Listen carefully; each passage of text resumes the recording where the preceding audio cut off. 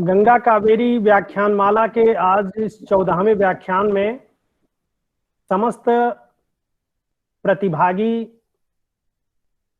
विद्वज्जनों का, शोधार्थी बंधुओं का, समस्त को मैं प्रणाम करते हुए आज इस गंगा कावेरी व्याख्यान का आरंभ कर रहा हूं। साथियों, ये 14वां व्याख्यान है। जुलाई से आरंभ होकर अक्टूबर माह के अंत में आज ये व्याख्यान पहुंचा है। शरद पूर्णिमा और महर्षि वाल्मीकि जयंती की आप सभी को शुभकामनाएं। आदि कवि महर्षि वाल्मीकि की जयंती है आज। ये बड़ा सुखद क्षण है कि जहां से साहित्य का प्रादुर्भाव माना जाता है, जहां से कविता फूटी, ऐसे महर्षि वाल्मीकि की जन्म जयंती के अवसर पर, शरद पूर्णिमा के अवसर पर गंगा कावेरी व्याख्यान माला के इस 14वें व्याख्यान में आज हमारे वक्ता हैं प्रोफेसर ए अरविंदाक्षन, जो केरल से हैं, जो एक वरिष्ठ साहित्यकार हैं और हिंदी आचार्य के रूप में उनकी पूरे देश में एक प्रतिष्ठा है। महात्मा गांधी अंतर्राष्ट्रीय हिंदी विश्वविद्यालय के प्रति कुलपति रह चुके हैं। आज के इस व्याख्यान में जो भारतीय साहित्य विषय पर होना है, गंगा कावेरी आयोजक मंडल की ओर से मैं उनका हार्दिक स्वागत करता हूं। आप सभी प्रतिभागी बंधुओं का हार्दिक स्वागत करता हूं। यह हमारे लिए बहुत हर्ष का विषय है कि इस व्याख्यान माला में ऐसे ऐसे मूर्धन्य हस्ताक्षर जुड़ते गए हैं, जुड़ते जा रहे हैं। यह उनका स्नेह है हम लोगों के प्रति। लाल बहादुर शास्त्री महाविद्यालय गोंडा, पोम्पे कॉलेज एकला मंगलुरु कर्नाटक, मंगलुरु विश्वविद्यालय हिंदी अध्यापक संघ के संयुक्त तत्वावधान में चल रही इस गंगा कावेरी व्याख्यान माला के आज के 14वें व्याख्यान में मैं सर्वप्रथम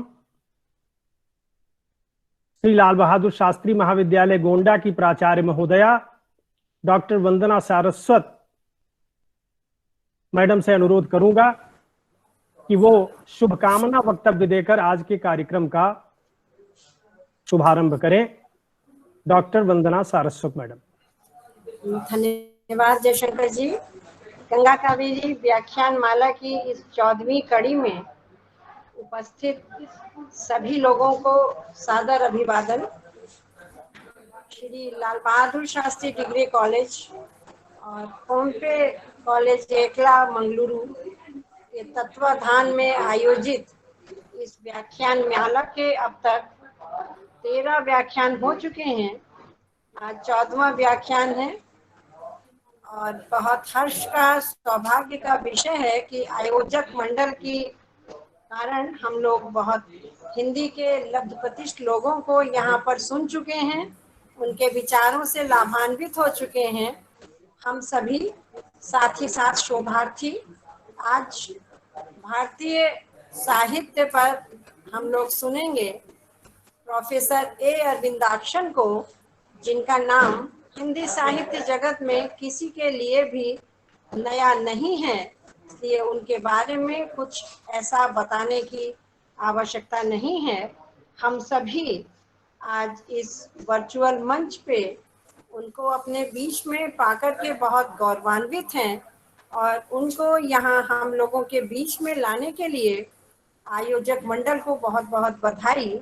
मैं इस व्याख्यान माला की सफलता के लिए शुभकामनाएं देती हूँ और निश्चित रूप से इसी तरह इस कड़ी में अन्य हिंदी जगत के, जो अंतर्राष्ट्रीय हिंदी जगत पे भी हस्ताक्षर है, ऐसे लोगों को हमें सुनने का सौभाग्य मिलता रहा है और मिलता रहा है, जिन्हें सुनने के लिए हम लोग यहाँ पर इस वर्चुअल मंच पे एकत्रित हैं। मैं चाहती हूँ कि अधिक से अधिक शीघ्र ही हम लोग उन्हें सुने। प्रोफेसर ए अरविंदाक्षन को मैं अपनी बात को यहीं विराम देती हूँ। धन्यवाद। धन्यवाद मैडम, शुभकामना वक्तव्य हेतु।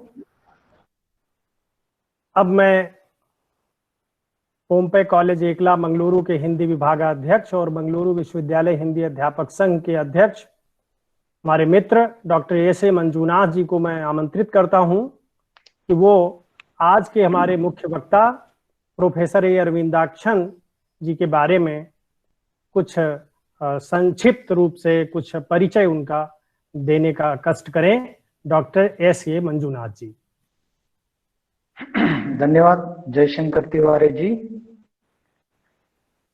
तो जैसा कि हमारे मित्र तिवारी जी ने बताया है कि यह 14वां व्याख्यान है गंगा कावरी व्याख्यान माला के अंतर्गत, जैसे कि पोम्पे कॉलेज एकड़ा मंगलुरु कर्नाटक तथा मंगलुरु विश्वविद्यालय हिंदी अध्यापक संघ और श्री लाल बहादुर शास्त्री महाविद्यालय गोंडा के तत्वावधान में यह व्याख्यान माला चलाई जा रही है। तो आज हमारे साथ जुड़े हुए हैं हिंदी जगत के, वो भी हिंदीतर प्रदेश के हमारे जाने माने प्रसिद्ध साहित्यकार और प्रशासनिक अलग अलग पदों पर प्रशासनिक सेवा में कार्यरत प्रोफेसर ए अरविंदाक्षन, जो आज के वक्तव्य में भारतीय साहित्य पर अपना विचार प्रस्तुत करेंगे। तो मैं उनका परिचय विस्तार से ना जाते हुए समय की सीमा जो है उसको ध्यान में रखते हुए उनका संक्षिप्त परिचय मैं आपके सामने प्रस्तुत करने का प्रयास करता हूं। मित्रों, प्रोफेसर अरविंदाक्षन जैसे कि आप सभी जानते हैं महात्मा गांधी अंतर्राष्ट्रीय हिंदी विश्वविद्यालय वार्धा के सम कुलपति रह चुके हैं और जो केरल से हैं। उनका जो शैक्षिक अनुभव कुल मिलाकर के 35 साल का उनका शैक्षिक अनुभव है। पीजी और यूजी दोनों जो सेवा जो है सेवा को मिलाकर के 35 साल का उनका अनुभव है। उसमें वे प्रशासनिक अधिकारी के रूप में registrar, director, dean, head of the department, UGC साहब के प्रोग्राम और syndicate member, executive committee member के रूप में वे प्रशासनिक अधिकारी के रूप में कार्य कर चुके हैं और विविध विश्वविद्यालयों के 15 पदों पर वे प्रशासनिक अधिकारी रह चुके हैं। साथ ही साथ यूजीसी, नेट, स्लेट और central institute of Indian languages जो मैसूर में है, तो वहाँ के अन्य जो समितियां हैं वो वहाँ के सदस्य के रूप में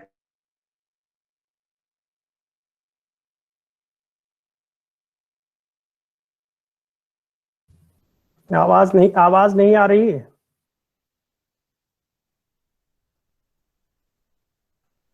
आवाज नहीं आ रही है डॉक्टर एस.ए. मंजूनाथ जी।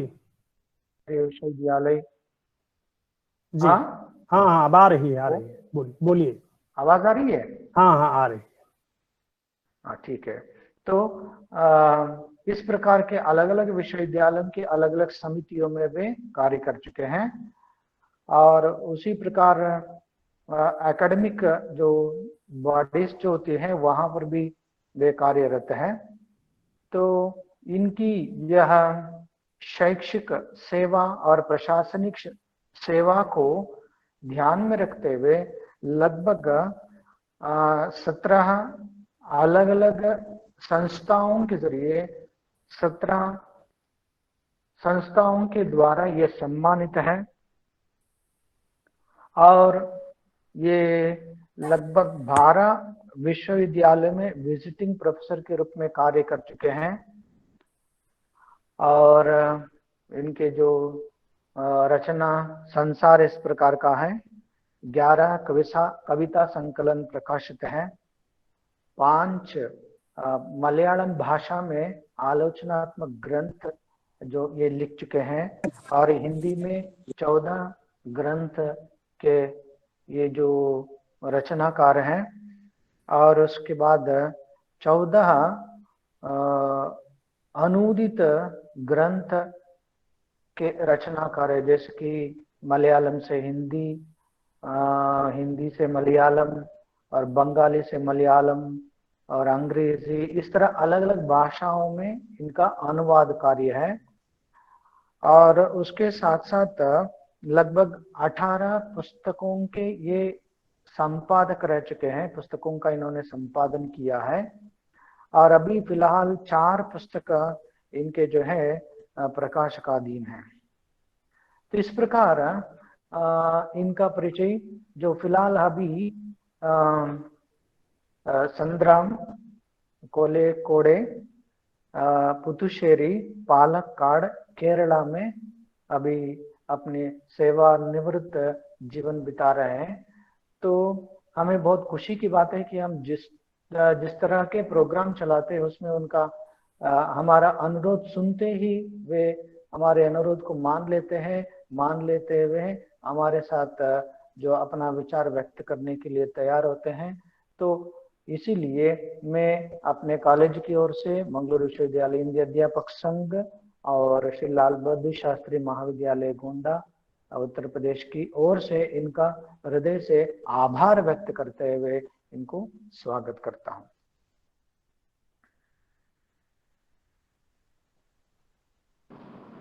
जी धन्यवाद। जी धन्यवाद डॉक्टर एस ए मंजुनाथ जी। आपने आज के हमारे वक्ता प्रोफेसर ए अरविंदाक्षन जी का परिचय दिया। अब मैं बहुत ही आदर के साथ आज के हमारे वक्ता आदरणीय प्रोफेसर ए अरविंदाक्षन जी को आमंत्रित करता हूं कि वो वक्तव्य विषय भारतीय साहित्य पर अपना वक्तव्य प्रस्तुत करने की कृपा करें। प्रोफेसर ए अरविंदाक्षन जी। नमस्कार, मेरी आवाज आ रही है? जी आ रही है सर। मैं शुरू करूं? जी स्वागत है सर। गंगा कावेरी व्याख्यान माला के समस्त आयोजक बंधुओं, विशेषकर मंजुनाथ जी, जयशंकर तिवारी जी, और अलग अलग कॉलेजों के अधिकारी और हिंदी संगठन के भी अध्यक्ष, समस्त बंधुओं और मित्रों, आज का विषय जैसे आपको मालूम ही है, भारतीय साहित्य। भारत एक बहुभाषी देश है, ये मुझे कहने की ज़रूरत नहीं है, आप लोगों को मालूम है। भारत एक बहुभाषी देश है, यहाँ कई भाषाएं बोली जाती हैं। जितनी भाषाएं इस विशाल देश में बोली जाती हैं और जिन जिन में साहित्य हैं, सबको समेटकर हम सबके लिए भारतीय साहित्य की संज्ञा दे सकते हैं। एक नहीं, दो नहीं, तीन नहीं, अनेकानेक भाषाएं, और अनेकानेक भाषाओं में कई भाषाओं का जो साहित्य है बहुत ही महत्वपूर्ण है, और जो महत्वपूर्ण नहीं भी है उन साहित्यों को भी हम भारतीय साहित्य के अंतर्गत ही रखकर देख सकते हैं। इस अर्थ में कम प्रचलित या बहुप्रचलित भाषा में लिखी जाने वाली तमाम रचनाएं भारतीय साहित्य की श्रेणी में परिगणित हो सकती है। अतः भारतीय साहित्य एक व्यापक शब्द है जो सरल दिखता है। भारतीय साहित्य कहते समय हमें लगता है कि सरल शब्द प्रयोग, सरल दिखता है पर सरल नहीं है। इसी पर हम थोड़ा कम समय में हम इस विषय पर विचार करेंगे। भारतीय साहित्य बाह्यतः महत्वाकांक्षी शब्द है, क्योंकि ये शब्द एक विशाल देश का प्रतिनिधित्व कर रहा है, भारतीय साहित्य। उसके अंतर्गत हम बहुत सारी भाषाओं और उनमें लिखे जाने वाले साहित्य को लेते हैं, लेकिन ध्यान रखना ये बहुत जरूरी है, भारत की प्रत्येक भाषा और उसके साहित्य का अलग अस्तित्व है। जैसे विदेशों के साहित्य के बारे में हम कहते हैं, अक्सर ये कहते हैं जर्मन साहित्य, फ्रेंच साहित्य, स्पेनिश साहित्य, उसी तर्ज पर हम ये भी बता सकते हैं कि कन्नड़ साहित्य, मलयालम साहित्य, हिंदी साहित्य, असमिया साहित्य, पंजाबी साहित्य, कश्मीरी साहित्य, इस तरह से भी हम कह सकते हैं। और कहना नहीं है बल्कि एक बहुत बड़ा यथार्थ है। कश्मीरी साहित्य माने कि कश्मीर में प्राचीन युग से लेकर अब जो समकालीन युग तक की जो रचनाएं हैं वो कश्मीर में लिखी जा रही हैं, वो कश्मीर साहित्य के अंतर्गत है और उसका अलग अस्तित्व है, उसका अलग महत्व है, उसका अलग मूल्य है और उसे हमें एक यथार्थ के रूप में लेना है, एक रियलिटी है वो। यदि भारत जैसे विशाल देश की एक ही भाषा हुई होती तो ये समस्या नहीं थी, पर ये बहुभाषी देश है और यहाँ की कई भाषाओं में प्रचुर मात्रा में साहित्य है। आप जिस किसी भी भाषा को कम से कम 10-15 भाषाएं ऐसी हैं जिनमें प्रचुर मात्रा में बहुत ही महत्वपूर्ण साहित्य हमें मिल रहा है, ये भी एक यथार्थ है। तो दो यथार्थों के बारे में मैंने बताया, अलग अलग भाषाओं के साहित्य का अस्तित्व है और वो हमारा यथार्थ है। अलग अलग भाषाओं में लिखे जाने वाले साहित्य का भी महत्व और उसका भी यथार्थ है। इस यथार्थ को नजरअंदाज करके भारतीय साहित्य पर हम विचार नहीं कर सकते, बहस नहीं कर सकते।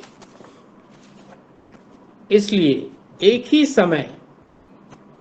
ही समय जैसे कि अब देख लीजिए, अभी हमारा जो समय है, जिस समय मैं भारतीय साहित्य पर विचार कर रहा हूं, इसीलिए एक ही समय हमारे सामने अलग अलग भारतीय भाषाओं के साहित्य की विराट परंपरा है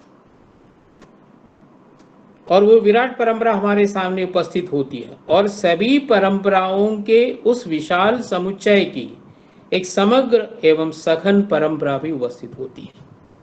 एक तरफ एक विशेष भाषा की अपनी विराट परंपरा है, उदाहरण के लिए आपकी कन्नड़ भाषा या हिंदी के दोनों, क्योंकि इसमें 2 कॉलेज भाग ले रहे हैं, उत्तर प्रदेश का भी एक कॉलेज है और कर्नाटक का भी एक कॉलेज है और वक्ता के रूप में मैं हूं जहां मैं केरल का प्रतिनिधित्व कर रहा हूं। तो 3 भाषाएं ले लीजिएगा। उत्तर प्रदेश या उत्तर भारत की प्रमुख भाषा हिंदी, उसकी एक विराट परंपरा है और उसी तरह जैसे कि कन्नड़ की भी अपनी विराट परंपरा है और मलयालम की भी अपनी विराट परंपरा है। मैं जैसे कि इन सबको मैं ग्लोरीफाई नहीं कर रहा हूं, उदात्तीकृत करके मैं नहीं कह रहा हूं। विराट परंपरा कहते समय वो एक सच है, वो एक यथार्थ है, इसको नजरअंदाज नहीं किया जा सकता। तो प्राचीन समय से लेकर ये परंपरा चली आ रही है। भारत के पढ़ित समाज के सदस्य हमारी विभिन्न भाषाओं के साहित्य से परिचित हैं। कुछ पाठक कई भाषाओं के जानकार हैं, कुछ 2-1 भाषाओं के जानकार हैं। अनुवाद के माध्यम से दूसरी भाषाओं के साहित्य का आस्वादन ऐसे लोग करते हैं। यहाँ मैं कुछ उदाहरण आपको देना चाहता हूँ। कन्नड़ से ही मैं शुरू करूँगा। कन्नड़ की जो अक्क महादेवी की रचनाएं हैं, या तमिल प्रांत में जाइएगा, वहाँ आಳ್वार भक्तों में से एक महिला है, एक कवियत्री है जिनका नाम है आंडाल, जिनकी रचना का नाम है तिरुपावई। उनकी जो रचनाएं हैं तमिल में, जो संगम कालीन तमिल, प्राचीन तमिल में जो रचनाएं हैं, या हिंदी की मीरा भाई को ले लीजिएगा, उनकी रचनाएं हैं। और मराठी में एक कवियत्री है बहनाबाई। ये मध्यकालीन कवियत्रियां, आजकल कवियत्रियां शब्द उस तरह से प्रयुक्त नहीं है, फिर भी मैं सुविधा के लिए ऐसा कर रहा हूं। तो ये मध्यकालीन कवियत्रियां जिनमें समानता है, तो ये सभी भक्त कवियत्रियां हैं। अन्यथा वे अपने अपने प्रदेश के और अपनी अपनी भाषा के अनुरूप एक विशेष प्रकार के वातावरण के तहत अपनी रचनाएं प्रस्तुत कर रहे हैं। हम इन रचनाओं के अनुवाद को पढ़ रहे हैं। अनुवाद के माध्यम से हम उनकी रचनाओं की अंतरंगता तक पहुंच जाते हैं। कुछ दूसरे उदाहरण भी मैं आपको देना चाहूँ। हम सभी तो हिंदी के पाठक और हिंदी के अध्यापक और हिंदी के प्रेमी हैं, तो प्रेमचंद के उपन्यास हमारे सामने हैं। उड़िया भाषा की जो फकीर मोहन सेनापति के उपन्यास हैं, या बंगला में बंकिम चंद्र चटर्जी के उपन्यास हैं, या मलयालम के तगड़ी शिवशंकर पिल्ले के उपन्यास हैं, या कन्नड़ के शिवराम कारंत के, जिनका चोमनतुड़ी जो है कि शिवराम कारंत के उपन्यास हैं। ये सभी उपन्यास जैसे कि अलग अलग समय पर अलग अलग वातावरण के अनुकूल अलग अलग जैसे कि जीवन अनुभवों को लेकर लिखे गए उपन्यास हैं। और इन उपन्यासों को चोमनतुड़ी के रचनाकार शिवराम कारंत को हमें कन्नड़ रचनाकार के रूप में ही लेना है, और हमें देखना है कि उस उपन्यासकार ने उस उपन्यास में किस तरह का जीवन और उस जीवन की अंतरंगता को किस तरह से सृजित किया है। यही हम उस उपन्यास के आस्वादन के अवसर पर करते हैं। ये हमारी एक आस्वादन यात्रा है, हम उससे होकर आगे बढ़ते हैं, और तब हमें मालूम है कि ये कन्नड़ के वातावरण के अनुकूल है और उसके अपने आधार, लेकिन ये आधार हमारे अपने आधार से एकदम अलग तो नहीं है। एक अन्य उदाहरण मैं आपको देना चाहता हूँ। हिंदी का एक काव्य नाटक जो कि धर्मवीर भारती का है, जिसका शीर्षक है अंधा युग। आपके पाठ्यक्रम में भी ये शायद ये काव्य नाटक आ गया होगा। इसे बहुत वर्ष पहले नेशनल स्कूल ऑफ ड्रामा के डायरेक्टर जो है इब्राहिम अलकासी, उन्होंने हिंदी में इसको प्रस्तुत किया, खुले मंच पर इसको प्रस्तुत किया। ये हिंदी मंचन का एक उदाहरण है। हिंदी रंगमंच के इतिहास में अंधायुग का जो मंचन है उसका महत्व है। लेकिन इसी नाटक को रतन थियम जो कि मणिपुर के हैं, रतन थियम ने मणिपुरी की अपनी जो आयोधन कला है उसमें से कई बातों को स्वीकार करके, कई बातों को आत्मसात करके रतन थियम ने मणिपुरी में इस नाटक का मंचन किया। और एक तीसरा उदाहरण ये है, नेशनल स्कूल ऑफ ड्रामा से ही जुड़े हुए महत्वपूर्ण व्यक्ति हैं राम गोपाल बजाज। राम गोपाल बजाज ने इस नाटक का तेलुगु अनुवाद के आधार पर तेलुगु में इसका मंचन किया है। और इधर हमारी अपनी भाषा में, मेरी अपनी भाषा में मलयालम में एक बहुत ही युवा रंगकर्मी जिनका नाम है सुधीर बाबू, और सुधीर बाबू ने इस नाटक का मंचन मलयालम में किया है, और इसका अनुवाद मेरा है। मेरे अनुवाद के आधार पर इसका मलयालम में मंचन किया है।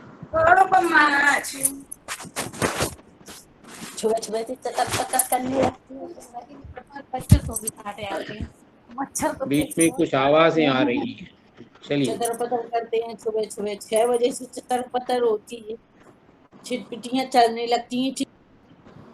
हाँ, अब बंद हो गई सर। ठीक है, तो ये मैं एक उदाहरण दे रहा था कि एक ही नाटक एक ही भाषा में नहीं बल्कि अलग अलग भाषाओं में अलग अलग भाषिक अस्मिताओं का सहारा लेकर एक नाटक, काव्य नाटक प्रस्तुत हो रहा है। इसे भारतीय साहित्य का एक अनमोल रूप के रूप में हम देख सकते हैं।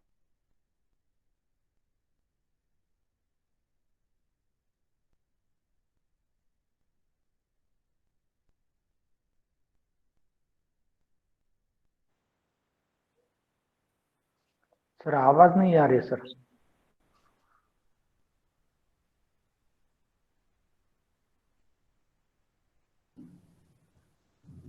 माइक म्यूट हो गया है क्या सर का? म्यूट हो गया।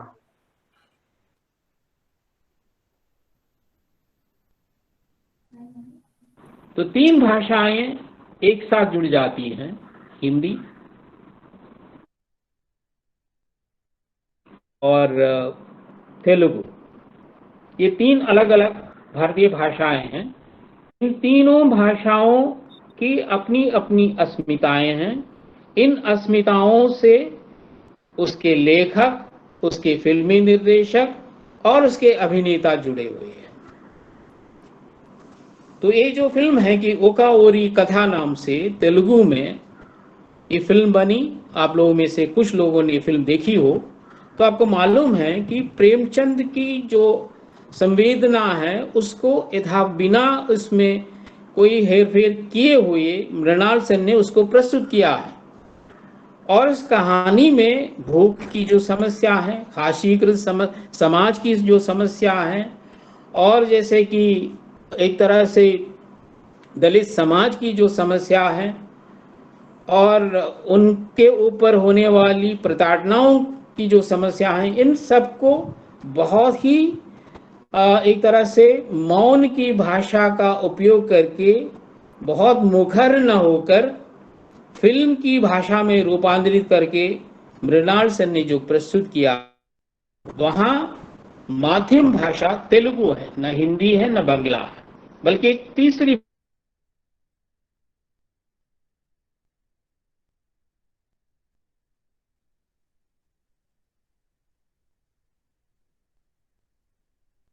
एक भारतीय समाज की जो संवेदना है अलग अलग भाषाओं से होकर स्थानांतरित होकर विस्तार पा रही है। इसीलिए हम इसका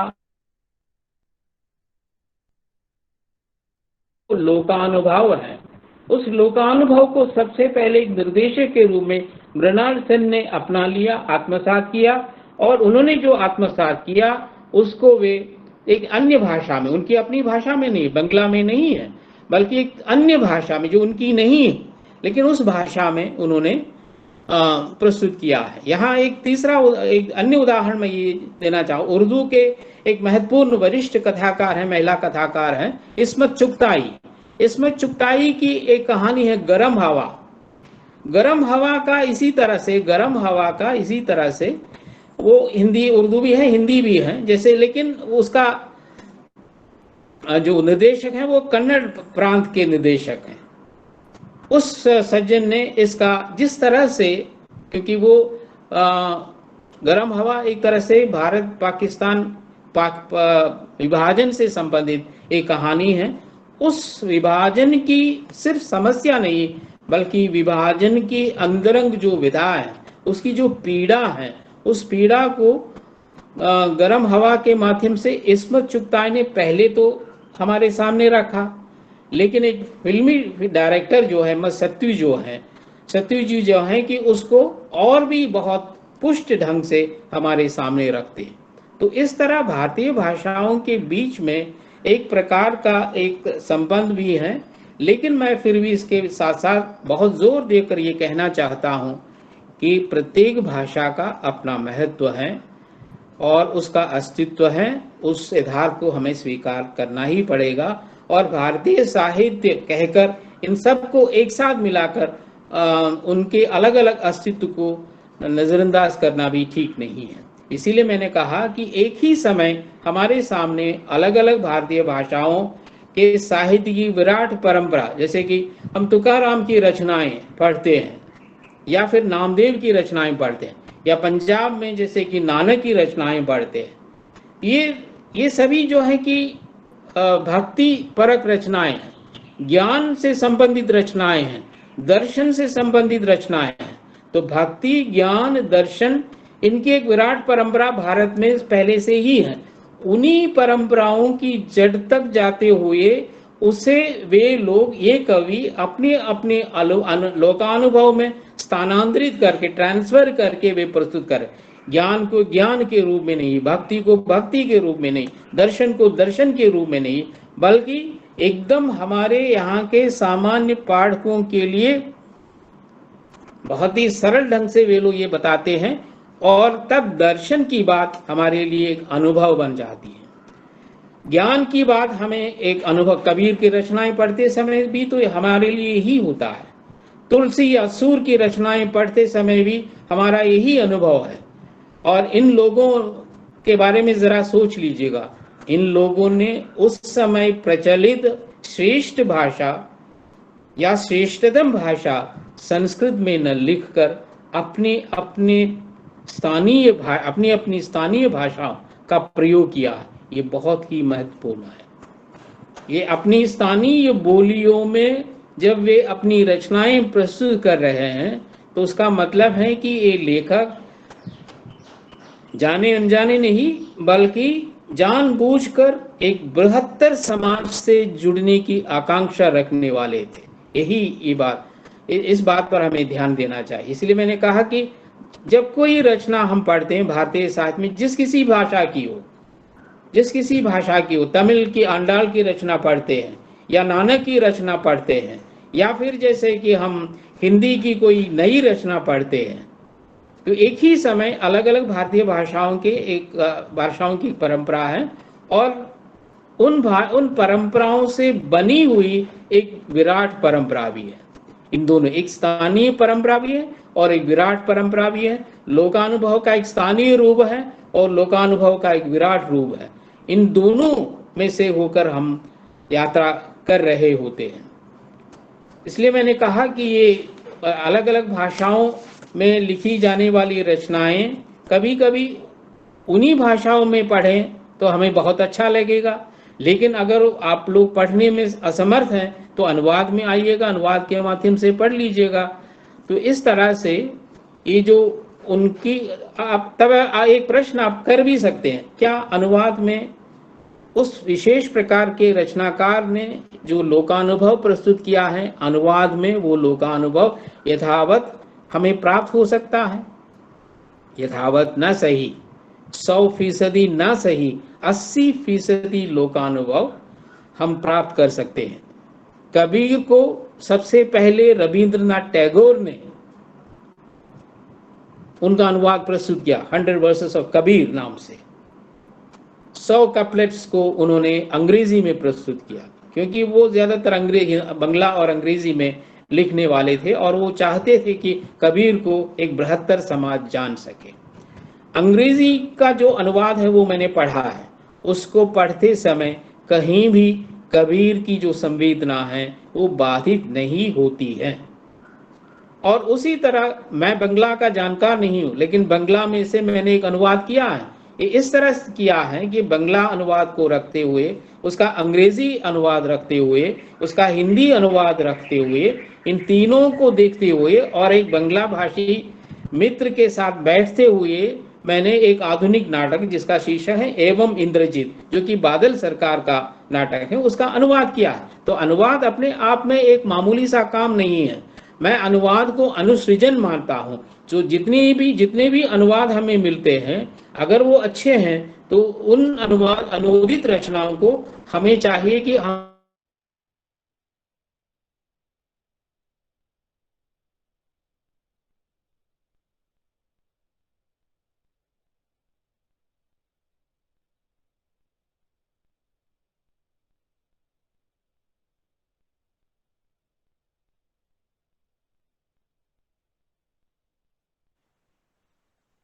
सर आवाज नहीं आ रही है सर।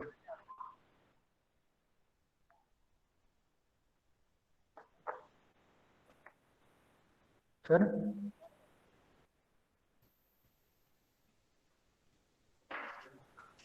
माइक्रोफोन तो ऑन है, लग रहा है कनेक्टिविटी की कुछ समस्या है। अभी जुड़े हुए हैं मगर नेटवर्क की समस्या शायद।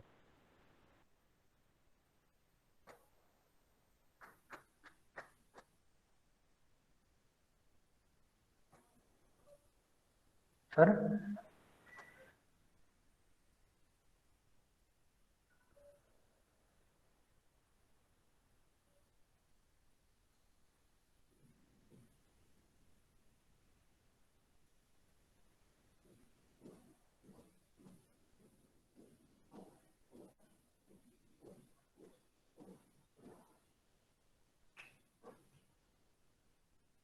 अरविंदाक्षन सर, आवाज मेरी आपको मिल रही है? Professor A Aravindakshan ji.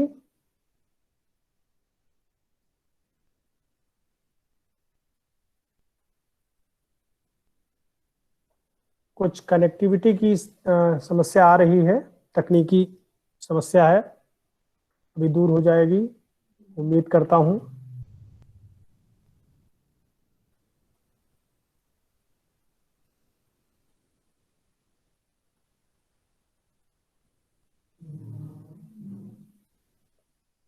Microphone आपका बंद हो गया है सर। हाँ हाँ हाँ अभी आप सुन रहे हाँ हैं? हाँ, आ रही आवाज। सर जुड़े हुए हैं। जी जी, स्वागत है, आवाज आ रही, बोलिए सर।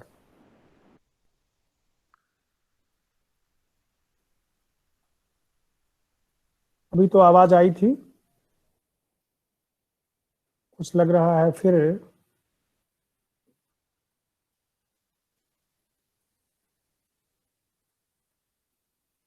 संभवतः पुनः प्रयत्न कर रहे हैं।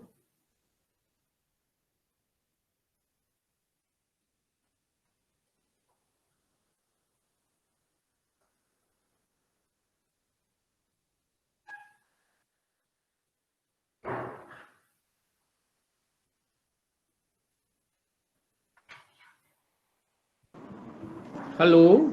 हाँ हाँ जी, अब आवाज आई सर, बीच में आवाज नहीं आ ओके, रही थी। धन्यवाद तिवारी जी। जी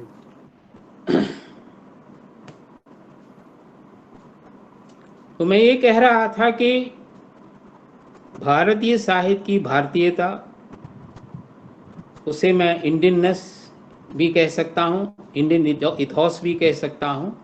भारतीयता कृत्रिम या आरोपित अवस्था नहीं है, अर्थात किसी भी रचना में जो है कि भारतीयता ऊपर से आरोपित नहीं है, वो उसके अंतरंग में अवस्थित है।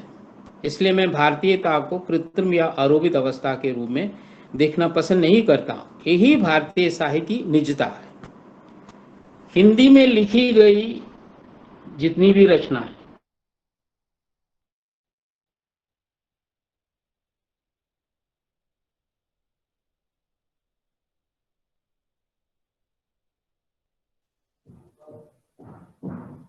फिर आवाज नहीं आ रही है।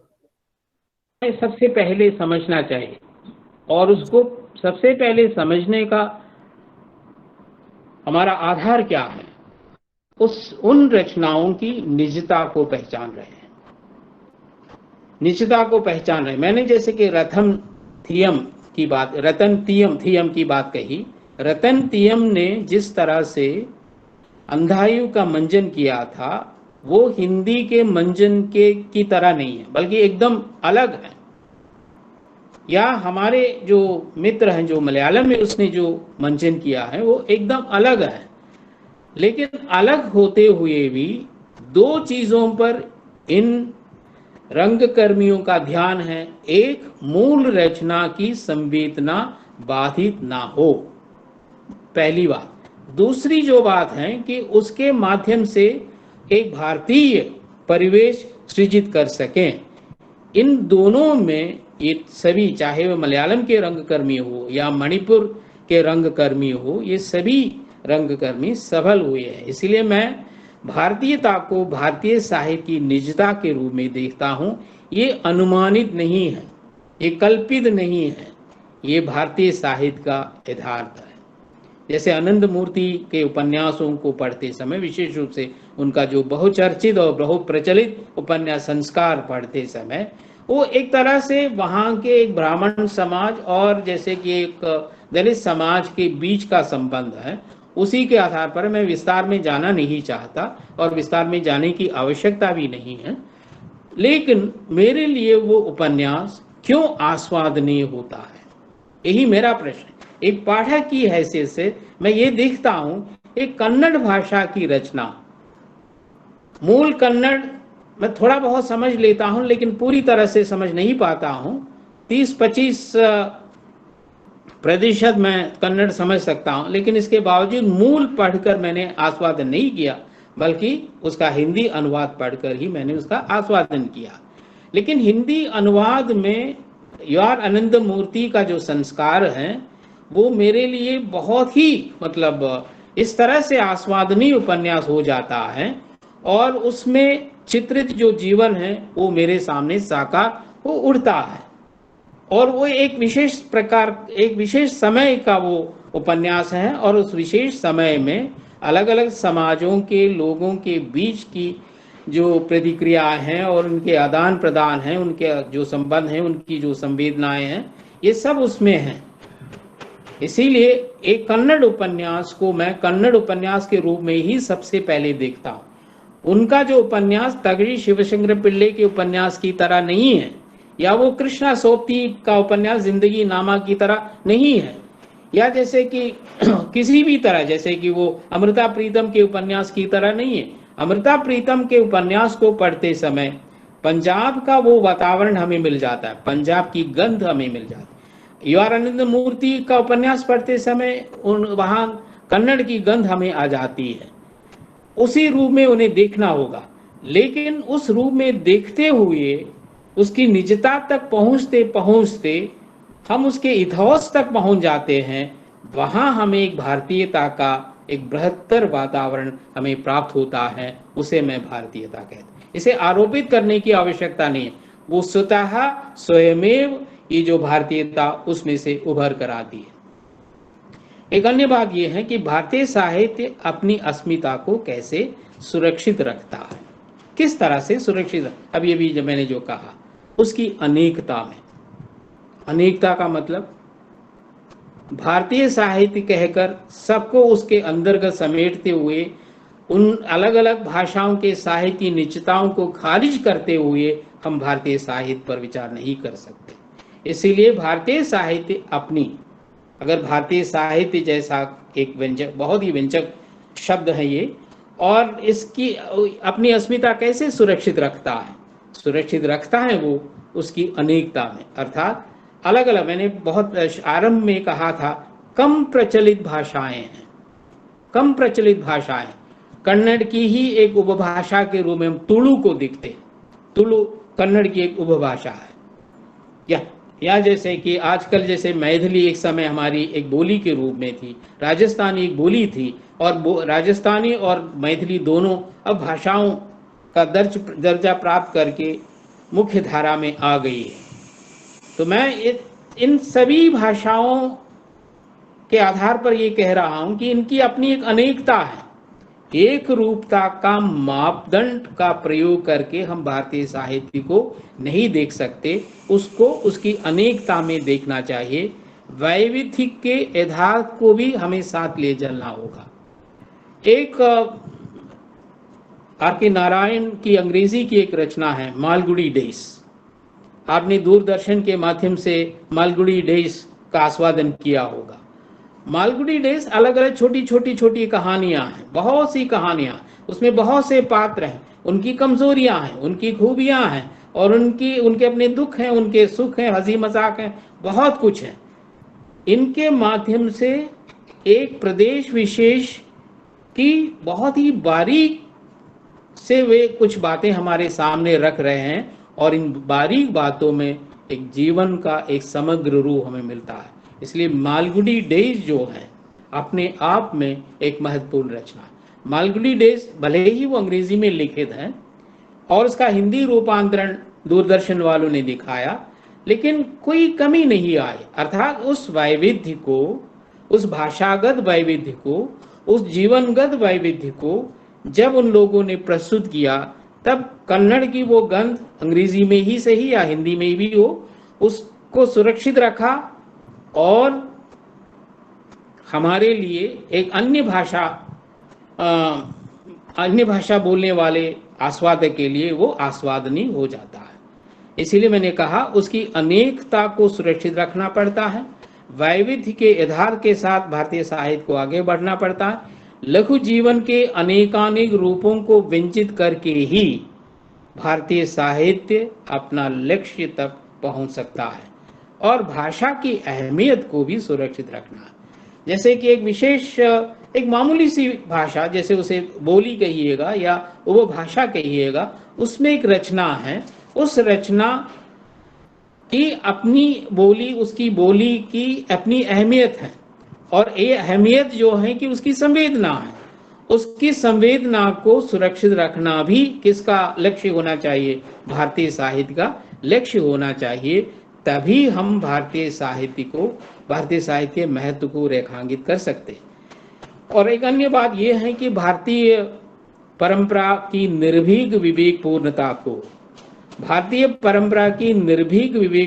को जब हमारा वैविध्यमय साहित्य समझने लगता है, क्योंकि ये जिस विराट परंपरा की जो बात कही उसी से संबंधित, मैं उसे दूसरे ढंग से आपके सम्मुख प्रस्तुत कर रहा हूं।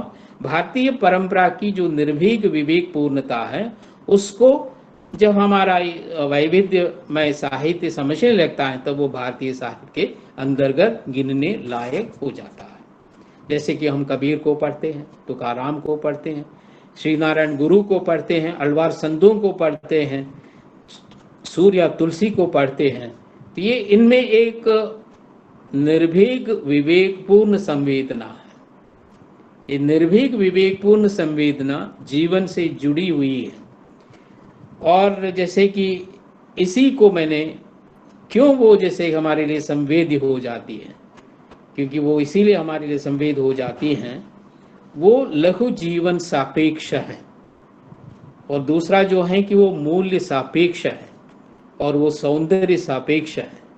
इस कारण से ही इन तीनों के सामंजस्य से लघु जीवन के कारण, सौंदर्य के कारण, मूल्यों के कारण ये साहित्य जो है कि एक विवेकपूर्ण, निर्भीक विवेकपूर्ण पक्ष को हमारे सामने रख रहा है। इसे हम भारतीय साहित्य की एक अहम प्रवृत्ति के रूप में भी देख सकते हैं। अंतिम कुछ बातें इस तरह से हैं, जब हम समकालीन साहित्य में प्रवेश करते हैं, समकालीन साहित्य में भी ये परंपरा, सदियों से चली आने वाली जो परंपरा है वो जीवित है। समकालीन शब्द ही उस जीवित परंपरा को सूचित करती है। समकालीन शब्द ही उस जीवित परंपरा को सूचित करती है। भारतीय साहित्य में, यानी कि विभिन्न भाषाओं के साहित्य में प्रतिरोध की जो ऊर्जा दिखाई देती है, अलग अलग प्रकार के प्रतिरोध हमारे साहित्य में, विशेष रूप से समकालीन साहित्य में मिलते हैं। प्रतिरोध की जो ऊर्जा दिखाई देती है वो उसकी समकालीनता है और उस जीवित परंपरा की निरंतरता भी है। एकाएक जैसे कि दलित साहित्य हमारे सामने नहीं आया, एकाएक स्त्री साहित्य हमारे सामने नहीं आया, एकाएक आदिवासी साहित्य हमारे सामने नहीं आया। इधर अलग अलग विमर्शों के नाम से ये जो साहित्य आगे बढ़ता जा रहा है, स्त्री विमर्श हो या आदिवासी विमर्श हो या दलित विमर्श हो, अन्य विमर्श हो, तो ये एकाएक जैसे कि एक दिन एक विशेष मुहूर्त में ये साहित्य फूट पड़ा, ऐसा मैं नहीं मानता। इसकी एक परंपरा है, बीच में वो कड़ी टूट गई हो या इसकी निरंतरता कभी छीन पड़ गई हो, लेकिन एक विराट परंपरा, जीवित परंपरा को ही ये लोग साकार कर रहे हैं। या एक तीसरा उदाहरण समकालीन साहित्य के संबंध में ये बता सकता हूँ कि नव उपनिवेशवादी संस्कृति में निहित अमानवीयताएं जो हैं, भारतीय साहित्य अपने अपने वातावरण के अनुरूप, वातावरण के संदर्भ के अनुकूल प्रस्तुत करता है। ये हमारी लोकतांत्रिक उन्मुखता। क्यों हम नव उपनिवेशवादी संस्कृति का विरोध करते हैं? ऐसे ही विरोध करने के लिए विरोध नहीं है ये। जहां लोकतांत्रिक उन्मुखताएं टूटती हैं, बिखरती हैं, रौंदी जाती हैं, तब हमारे भीतर से प्रतिरोध जागने लगता है। क्योंकि मूलतः भारतीयता में स्वतंत्रता का एक बीज मंत्र पड़ा हुआ है, हमारी मिट्टी में वो बीज पड़ा हुआ है, और अनुकूल वातावरण पाकर वो बीज अंकुरित होता है। स्वतंत्रता को मैं इसी तरह से देखता हूँ। स्वतंत्रता किसी के द्वारा बताए जाने से नहीं, बल्कि स्वतंत्रता को मैं इस रूप में देखता हूँ कि इधर उधर कुछ ग्रंथों के पठन पाठन से नहीं, बल्कि स्वतंत्रता हमारी अस्मिता का मूल मंत्र है। और अस्मिता के मूल मंत्र होने से, हम स्वतंत्रता के आकांक्षी होने से, हम इस तरह के उपनिवेशवादी ताकतों का विरोध करने लायक बन गए हैं। ऐसे ही जैसे कि विरोध के लिए ये विरोध नहीं है या जैसे कि फासिस्ट मनोवृत्तियों का हम क्यों विरोध करते हैं? जहां मनुष्यता को रद्द करने की एक अलग संस्कृति, एक अयाचित संस्कृति विकसित दिखती है, तो उस अयाचित संस्कृति को हम रद्द करना चाहते हैं। मानवीयता को रद्द करना नहीं है। मानवाधिकार की घोषणा बहुत पहले हुई थी, लेकिन मानवाधिकार वाली बात उसके बहुत पहले से ही, चाहे वो पश्चिमी साहित्य में हो या जैसे कि भारतीय साहित्य में हो। जैसे मीरा की रचनाएं पढ़ते समय मीरा का कृष्ण के प्रति जो प्रेम है और उसके अनुरूप वो जीवन का जो आचरण करती हैं, उसमें एक व्यक्ति के अधिकार की बात स्पष्ट प्राप्त होती है। भक्तिकालीन रचना, कबीर की रचना में भी हम यही बात देखते हैं। इसलिए मानवाधिकार संबंधी जो आंदोलन हुए, अलग अलग जैसे कानून बनाए गए, उसके सदियों पहले ही मानवाधिकार की संकल्पना हमारी संवेदना में, हमारी मिट्टी में, हमारे मनोजगत में, हमारे मनोमंडल में, हमारे दिमाग में है। उस कारण से ही इन नई बातों को हम आत्मसात कर पा रहे हैं। इसीलिए समकालीन साहित्य उस जीवित परंपरा की निरंतरता है। और समकालीन कविता हो या समकालीन कहानी हो या समकालीन उपन्यास हो, यहाँ तक कि मैं आपको बताऊं कि आलोचना में, हमारी अपनी आलोचना क्यों वो एक संस्कृति पाठ है, ये बात आप सोच लीजिए। आलोचना भाष्य रचती मात्र नहीं है, टीका टिप्पणी मात्र नहीं है वो, बल्कि हमें ये कहना चाहिए हमारी अपनी आलोचना, प्राचीन आलोचना, काव्यशास्त्रीय आलोचना और आज की आलोचना, भले ही उनमें जैसे कि अलग अलग पश्चिमी और अन्य सिद्धांतों का प्रभाव हम देख सकते हैं, लेकिन मूलतः जो भारतीय आलोचना है, अच्छी आलोचना जो है, वो हमारी संस्कृति का पुनर्पाठ है। ये संस्कृति का पुनर्पाठ कहते समय उसके केंद्र में मनुष्य आ जाता है। जिस तरह से भारतीय साहित्य, जो कि अलग अलग भाषाओं में लिखा गया साहित्य है, उसमें भी मनुष्य केंद्र में आता है। और मनुष्य केंद्रित जो साहित्यिक दृष्टि अलग अलग भाषाओं की है, और उसी तरह वो भारतीय साहित्य की भी है। मैं अंत में ये कहना चाहूँगा, भारत की कई भाषाओं के साहित्य की आंतरिक समग्रता को भारतीय साहित्य की संज्ञा दी जा सकती है। ये कहकर मैं अपना भाषण यहाँ समाप्त करता हूँ, क्योंकि समय भी समाप्त होने को है। और अगर जैसे कि कोई प्रश्न वगैरह है पूछ सकते हैं, मैं उसका जवाब देने के लिए तैयार हूँ। जय हिंद। बहुत बहुत धन्यवाद सर। आपने भारतीय साहित्य विषय पर बहुत ही मूल्यवान बातें हम लोगों के सम्मुख साझा की। भारतीय साहित्य में किस तरह से ढेर सारी पृथकताओं, विभिन्नताओं के साथ एक आंतरिक एकता है या एक अंतः सूत्र विद्यमान है, उसकी बात आपने की। और अलग अलग पहलुओं पर, अलग अलग भाषाओं में जो साहित्य देश भर में लिखे जा रहे हैं, उनके अलग अलग परिप्रेक्ष्यों के बारे में आपने ढेर सारे पहलुओं से हम लोगों को अवगत कराया। इस हेतु हम आपके बहुत बहुत आभारी हैं। हमारे प्रतिभागी साथियों में से प्रस्तुत विषय से संबंधित अगर कोई प्रश्न हो तो आप सादर आमंत्रित हैं, प्रश्न पूछ सकते हैं अपने माइक्रोफोन को ऑन करके।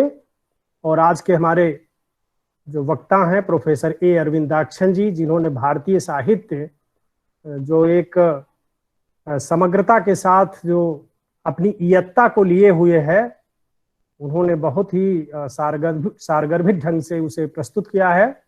तो अगर कोई सवाल है तो आप पूछ सकते हैं।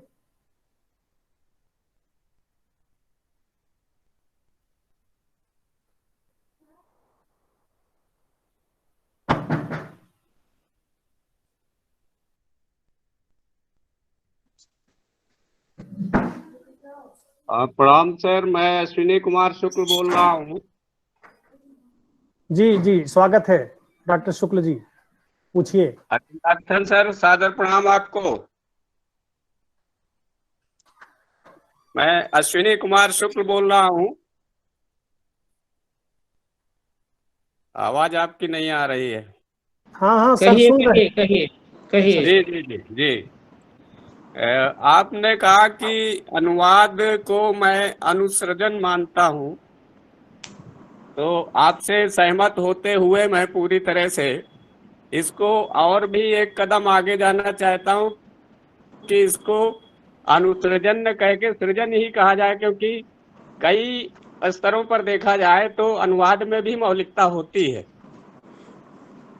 अनुवाद को मौलिक होना ही पड़ता है, अनुवाद को मौलिक होना ही जी पड़ता है, क्योंकि उसकी जी जी सृजनात्मकता में पूरी तरह से 100% मौलिकता होनी चाहिए।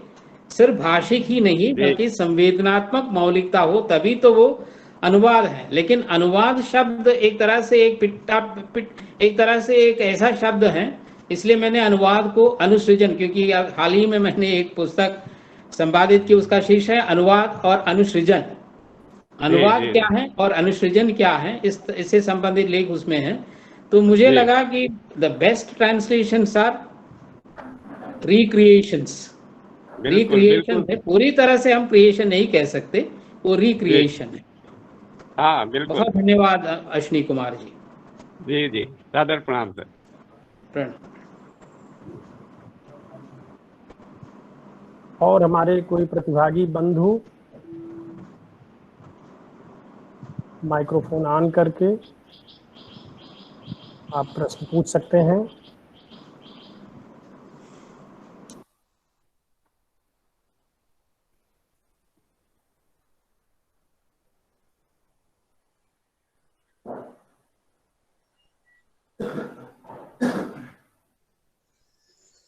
जी सर, नमस्कार। जी सर से मेरा एक प्रश्न है कि जी भारतीय साहित्य की अवधारणा की बात की, विश्व साहित्य की अवधारणा के बारे में सर प्रकाश डालेंगे थोड़ा वो?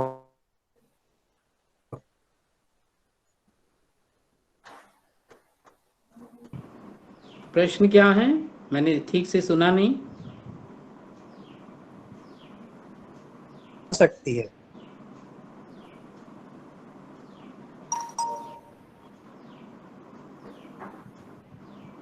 जयशंकर तिवारी जी, आपने वो सवाल ठीक से सुना है तो एक बार दोबारा मुझे हाँ हाँ सुनाइए। हाँ, मुझे लगता है कि थोड़ा स्पष्ट कम रहा, लेकिन आप संभवतः पूछना चाहते हैं कि विश्व साहित्य की क्या कोई एक ऐसा वैशिष्ट्य बन सकता है कि जिसे हम कह सकें। जी जी सर, सही बात है, वही वही प्रश्न है। विश्व साहित्य किसे कह सकते हैं सर, ये मेरा प्रश्न है। जिस तरह से अलग अलग भाषाओं में लिखे जाने वाले भारत के संदर्भ में, भारत जैसे एक बहुभाषी देश के संदर्भ में, जहाँ अलग अलग भाषाएं बोली जाती हैं और उन भाषाओं में अच्छे अच्छे साहित्य भी हैं, और उन सबको समेट कर उसकी समग्रता को, उसकी अंतरंगता के आधार पर हम भारतीय साहित्य कहते हैं।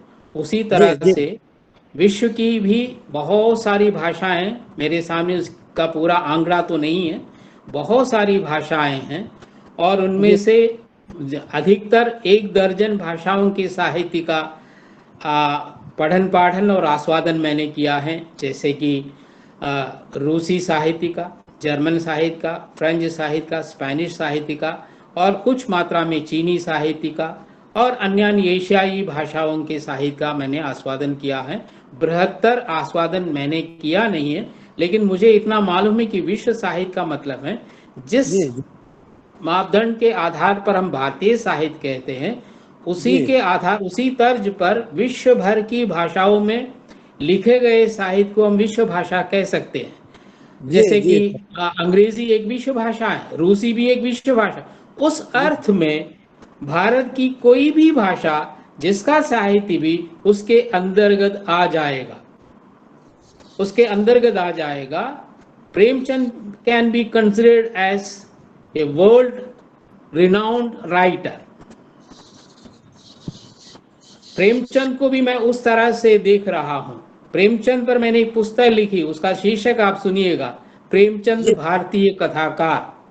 हालांकि प्रेमचंद आपको मालूम है, मुझे मालूम है, हमारे तमाम मित्रों को मालूम है कि हिंदी के रचनाकार हैं। हिंदी में आने के पहले उन्होंने उर्दू में लिखना शुरू किया था और उर्दू को छोड़कर, जैसे उर्दू को उन्होंने छोड़ा नहीं बल्कि बहुत सारी उनकी कहानियों का मसौदा जो है वो उर्दू में है, चाहे वो कफन की भी हो या शतरंज के खिलाड़ी के हो, तो उसका प्रूफ जैसे मूल रूप जो है वो उर्दू में लिखते हैं। लेकिन वो हिंदी के साहित्यकार, मैं उन्हें हिंदी के साहित्यकार के रूप में नहीं बल्कि भारतीय साहित्यकार के रूप में देखने के पक्ष में हूं।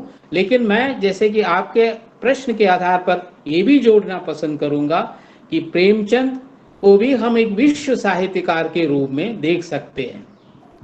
और इस तरह भारत के अलग अलग भाषाओं के बहुत सारे रचनाकार जिन्हें हम विश्व स्तर के रचनाकार, सिर्फ डोस्टोयेव्स्की या थॉमस मैन, टी.एस. एलियट या इस तरह के रचनाकार ही विश्व साहित्यकार नहीं है।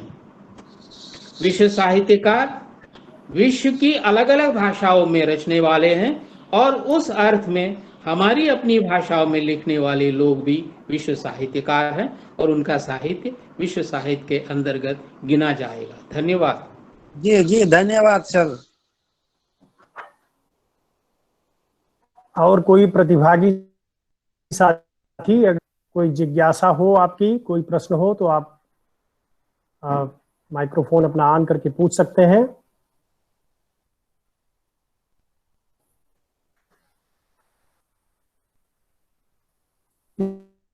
वक्तव्य के बाद वैसे प्रश्न की बहुत संभावना नहीं है, और इसके साथ साथ अगर ये कहें कि भारतीय साहित्य एक इतना बृहद विषय है कि इस पर बहुत सारे विषय प्रश्न हो भी सकते हैं, तो इन दोनों बातों के साथ ये आज के हमारे वक्ता प्रोफेसर अरविंदाक्षन जी का कौशल है कि उन्होंने इतने कम समय में भारतीय साहित्य की जो अंतर्वर्ती धारा है, उसका जो अंतस है, उस अंतस को हम लोगों के सम्मुख खोलने का एक सफल प्रयत्न किया है। और इस हेतु हम बार बार सर को साधुवाद देंगे। मुझे जहां तक ध्यान आ रहा है, डॉक्टर रामविलास शर्मा और कैलाश ने इस दिशा में दोनों विद्वानों ने काम किया था कि भारतीय साहित्य में क्या कोई ऐसी कथा की बात हम ढूंढ सकते हैं। तमाम अलग अलग भाषाओं में अलग अलग पृष्ठभूमि से जो रचनाकार लिख रहे हैं, क्या भारतीय साहित्य की कोई एक ऐसी समन्वित शक्ल बन सकती है। और उसके लिए उन्होंने बहुजातीयता शब्द का, रामविलास शर्मा शब्द ने कहा कि बहुजातीयता शब्द या जातीय साहित्य पदबंध का प्रयोग किया उन्होंने। तो वैसे की बात सर ने बहुत अच्छा उत्तर दिया कि विश्व साहित्य भी एक साहित्य का जो मूल धर्म है, साहित्य का जो मूल स्वरूप है, वो उस तरह से उसका एक समन्वित स्वरूप बनता है। ये जरूर है कि उस तरह से काम किए जाने की जरूरत है। विभिन्न भाषाओं में जो साहित्य सृजन हो रहा है उसको यह भी मैं बता दूं, शुरू में परिचय डॉक्टर ए.सी. मंजुनाथ जी ने दिया था कि आज के हमारे जो मुख्य वक्ता प्रोफेसर अरविंदाक्षन जी हैं, वो तुलनात्मक साहित्य के प्रखर अध्येता रहे हैं और जैसा कि अनुवाद कार्य से वो जुड़े हैं, मलयालम भाषी होते हुए हिंदी के वो एक समर्थ विद्वान हैं। तो आज हमें बहुत खुशी हुई है उनसे इस तरह का परस्पर जो संवाद संभव हुआ। आज उनका जो वक्तव्य हमको भारतीय साहित्य पर मिला है। अब मैं आज के इस कार्यक्रम में आभार ज्ञापन हेतु लाल बहादुर शास्त्री महाविद्यालय गोंडा के हिंदी विभागाध्यक्ष आदरणीय गुरुवर डॉक्टर शैलेंद्र नाथ मिश्र सर को आमंत्रित करूंगा कि वो सभी प्रतिभागी साथियों और आज के हमारे मुख्य वक्ता प्रोफेसर अरविंदाक्षन जी के प्रति धन्यवाद ज्ञापन करके कार्यक्रम को संपन्नता की ओर ले चलें। Doctor Shailendra Nath Mishra sir.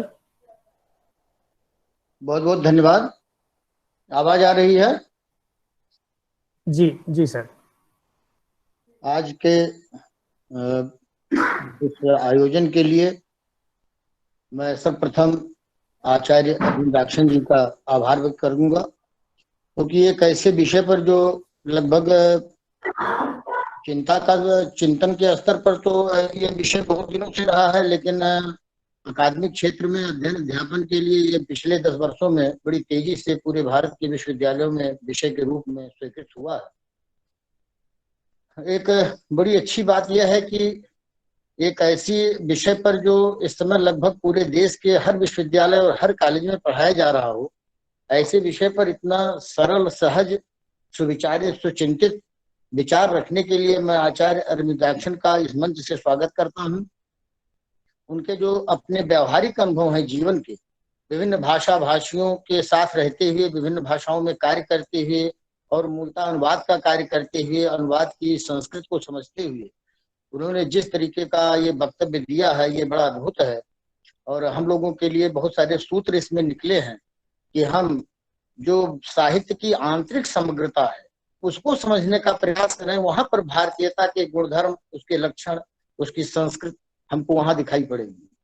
जैसे कि जब हम कहते हैं कि हर भाषा जो है साहित्य के लिए सक्षम नहीं हो पाती है, थोड़ा समय लगता है उसको बोलचाल के ऊपर सर्जनात्मक स्थिति लाने में, तो पहले उसमें गद्य का आता है साहित्य के संदर्भ में, फिर कविता का आता है।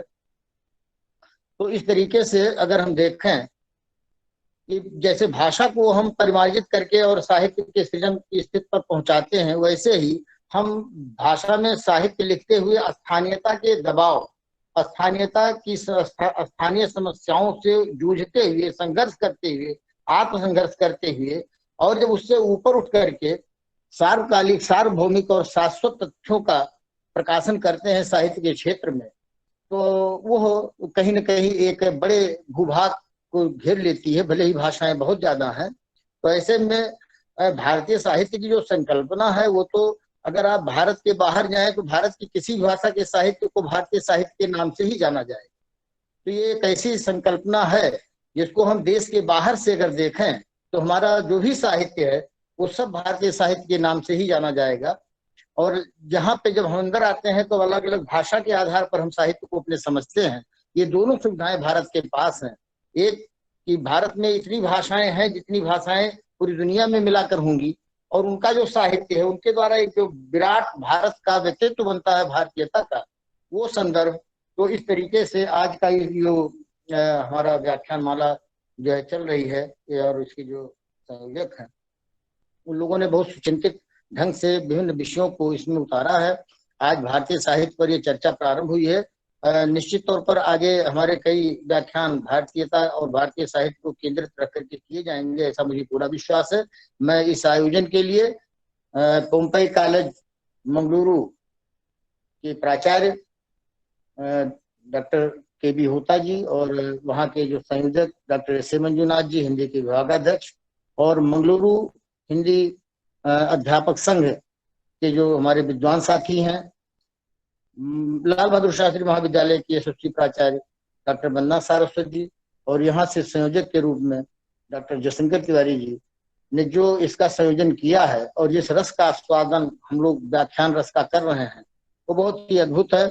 आज इस मंच से जुड़े हुए मैं अपने प्रमुख विद्वान साथियों का, जिसमें अश्विनी कुमार, डॉक्टर अश्विनी कुमार शुक्ल जी हैं, राकेश नारायण द्विवेदी जी हैं, और भी तमाम सारे गणमान्य नाम हैं जिनका एक एक करके नाम लेना जो है संभव नहीं है। मैं आप सबके प्रति प्रणित निवेदन करता हूँ, इस मंच से जुड़ करके इसकी सार्थकता को आप जितना बढ़ा रहे हैं उतना ही इसका प्रचार प्रसार हो रहा है, और हमारे विद्यार्थी और विद्वान दोनों इसका लाभ ले रहे हैं। मैं आज के इस अवसर पर आप सब लोगों का हृदय से स्वागत करता हूँ, आभार व्यक्त करता हूँ। बहुत बहुत धन्यवाद। धन्यवाद सर। गंगा कावेरी व्याख्यान माला के आज 14वें व्याख्यान भारतीय साहित्य पर जो केंद्रित था, जिस पर प्रोफेसर ए. अरविंदाक्षन जी ने अपना समेकित वक्तव्य दिया है, मैं सभी प्रतिभागी बंधुओं और आज के मुख्य वक्ता के प्रति आभार व्यक्त करते हुए डॉक्टर एस.ए. मंजुनाथ जी। हाँ, तिवारी जी। हाँ, कार्यक्रम के संपन्नता की घोषणा इसी के साथ की जाती है। अगले महीने के कार्यक्रम की सूचना। इससे पहले दो व्याख्यान सुनिश्चित हो गए हैं। तिवारी जी एक मिनट जी। इससे पहले मैं अरविंदाक्शन सर जी का मैं हृदय से आभार व्यक्त करता हूँ कि वे अपने हम जो भी आमंत्रण देते हैं उसे वे स्वीकार करते हुए, हमारा आमंत्रण स्वीकार करते हुए हमारे साथ जुड़ते रहते हैं। तो इनका मैं हृदय से आभार व्यक्त करता हूँ सर बहुत बहुत धन्यवाद सर।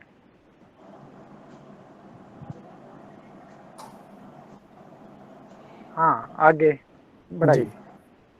तो इसी के साथ सभी प्रतिभागी विद्वत वृंद को यह सूचना दे दूं कि अगले महीने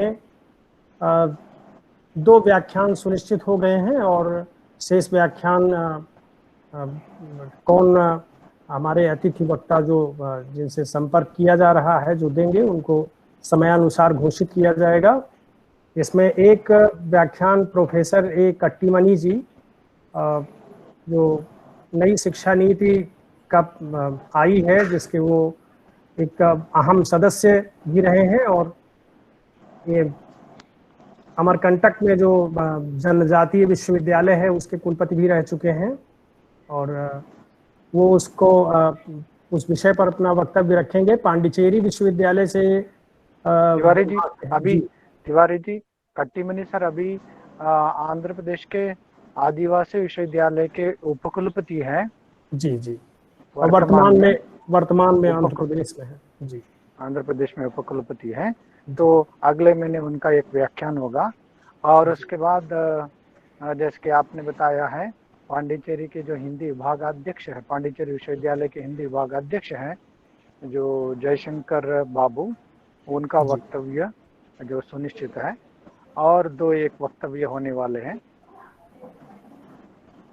इसी के साथ आज के इस कार्यक्रम के संपन्नता की घोषणा की जाती है। आप सभी प्रतिभागी बंधुओं को बहुत बहुत धन्यवाद, बहुत बहुत आभार।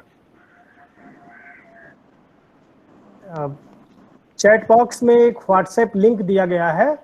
गंगा कावेरी व्याख्यान माला से आगे भी जुड़े रहने के लिए आप इस व्हाट्सएप ग्रुप से जुड़ेंगे तो आपको सूचनाएं दी जा सकेंगी।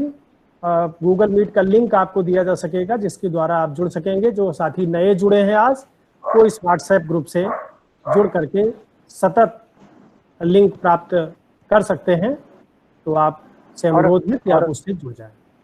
और साथ ही साथ इस कार्यक्रम के जितने भी व्याख्यान होते हैं उससे संबंधित वीडियो जो है अपने साथी, हमारे साथी इस ग्रुप से ग्रुप के द्वारा देख सकते हैं। जी बिल्कुल। हिंदी विभाग LBS college, Lal Bahadur Shastri college के नाम से यूट्यूब चैनल है। उस यूट्यूब चैनल पर जो व्याख्यान हो रहे हैं वो आप उन व्याख्यानों का जो वीडियो क्लिप है वो वहाँ से आप देख सकते हैं, उसे सुन सकते हैं।